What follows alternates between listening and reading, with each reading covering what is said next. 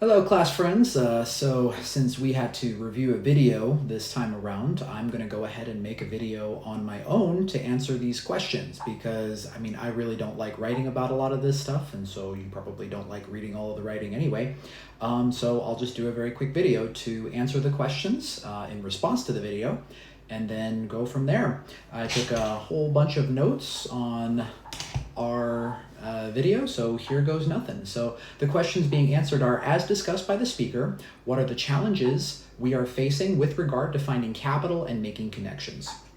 So the biggest thing that struck me was the idea that the capital situation, that most, according to them, most of the individual startups will do about 20,000 US dollars. We'll have around 20,000 US dollars to begin with.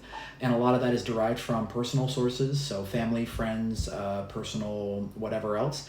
And so that's interesting right off the bat, because 20,000 is very, very small, but it's not inconsequential. There are very famous instances of very small amounts of money being used to start things up. So say, for example, H&R Block software was started up with only, I think, 5,000 US dollars, which adjusted for inflation is probably about 10,000 today. But still, that being said, it was a very small amount of money that they use. So that's not necessarily a bad thing, but it definitely puts us into a spot where it's quite a challenge. And then there's the lack of access to investor networks. And so a lot of this will deal with the ability to tap into a wide net of individuals that are out there that will find this particular thing that we're doing interesting enough to put their money on that idea. So a personal experience was where I had this idea where we could three-dimensionally print medication. So instead of stocking pharmacies with tons of pills that are generic pills from manufacturers, we could actually just purchase filament, generic filament, and then we could three-dimensionally print those generic medications, right, that are off patent. And that got a decent amount of traction, so much so that I even got contacted by venture capitalists looking for dual use because there was a military application to this.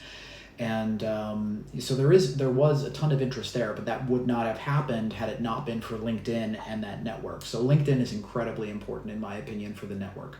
Not just LinkedIn, but a variety pack of other networks that are out there.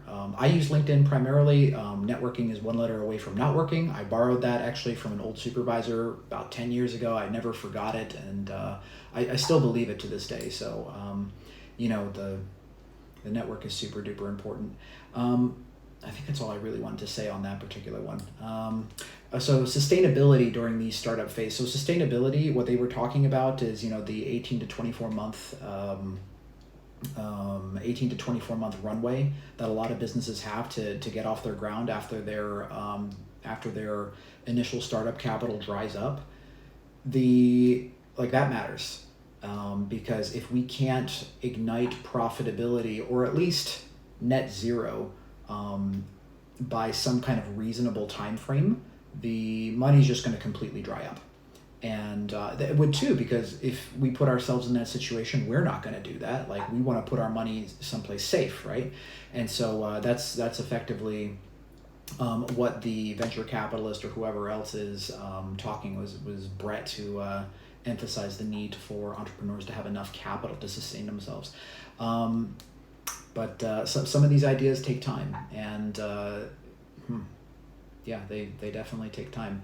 I would say, this is definitely where it becomes more of an art than a science. When's the right moment to go dip into to break off and become our own business surrounding a certain idea? Those are hard questions, and I think that would scare anybody. So it's no wonder why a lot of these folks will join research platforms, or they'll manicure an idea just enough to get bought out by a major company. I think that's definitely a consideration moving forward. All right. So there was also the question there for communications and making connections. So so the connection challenges. So the connection challenges, right? I think that's ameliorated a little bit with LinkedIn, like we talked about a little bit earlier, because we can find like-minded individuals, and we can also roughly take a look at their resume, right? Publicly facing resume. I mean, all resumes are I would say a little bit inflated, right? Because we tend to promote ourselves in the best possible light. And so, I mean, there's nothing wrong with that necessarily, because if we are going to work and if we are passionate about something, we should put the best stuff out there. But there's a lot of things that those connections don't necessarily show us until there's an application of time, which I can get into that too. I am so interested in complex systems and time as computation and all this other stuff, but that's a total side topic. So maybe I'll talk about that earlier. So the next question over here is, what is one piece of value-added information from the speaker that really spoke to me? So in this case, that was when Brett was talking about the emphasis on planning and the strategic use of personal debt. There is a really interesting idea that whenever we use our personal money to do anything, that sends a signal to the other parties involved that we are serious, because there's something on the line, especially if it is a relatively larger portion of our net worth, right? And so a lot of startups may have that situation. And I really like that. I thought that one was pretty good. And there's a lot of deep psychology that's involved into that whole thing. A really good book on deep psychology is Robert Kaladani's Influence. Another one that's even better, in my personal opinion, is called Alchemy by Rory Sutherland. And Rory Sutherland talks about what works doesn't always sound good, and what sounds good doesn't always work. And so it's a very interesting dichotomy situation where the ideas that appear clear are not necessarily the best ones. But then vice versa, which is so fascinating, right? So what that talks about deeply is the myriad of complex dynamic situations that we find ourselves in, where we're not able to calculate all of the unknown factors, and so we're not actually sure of how the future is going to be like. We don't know if something's going to explode or go viral or whatever. So it's actually very, very interesting in terms of pattern recognition and all that. Well, again, that's my primary obsession, which is complex systems and all that good stuff.